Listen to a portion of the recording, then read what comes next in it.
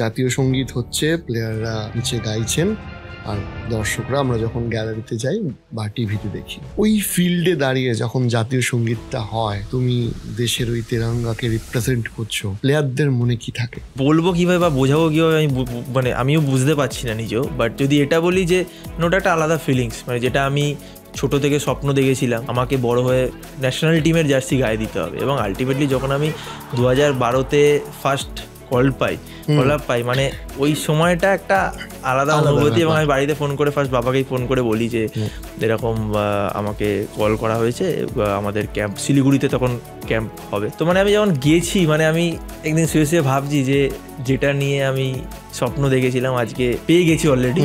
But এখন একটাই লক্ষ্য যে আমাকে ফার্স্ট 11-এ ঢুকতে হবে, আমাকে ফার্স্ট 11-এ খেলতে হবে। তখন সুব্রত পাল ছিল, ক্লিফোর্ড মেরিন্ডা ছিল, সব সিনিয়র প্লেয়াররা ছিল। 2013-তে আমার ফার্স্ট ডেবিউ হয় এগেন্স্ট নেপাল। ওই তখনই জাতীয় সঙ্গীতের যে কথাটা বললে, যখন ফার্স্ট 11-এ দাঁড়িয়ে, মানে কোথায় হয়েছিল ম্যাচটা? ওটা গুয়াহাটিতে হয়েছিল, আমাদের world cup pre qualifier match ছিল। হ্যাঁ, তো নেপালের এগেন্স্টে আমরা 2-0 গোলে জিতেছিলাম। আলাদাই ফিলিংস। তো তারপরে দেশের হয়ে একটা প্রতিনিধিত্ব করার টাইম এসছে, তো ওটাকে আমি কীভাবে ইউটিলাইজ করতে পারি এবং আমার পোটেনশিয়াল অনুযায়ী আমি যাতে আমার বেস্টটা দিতে পারি মাঠে।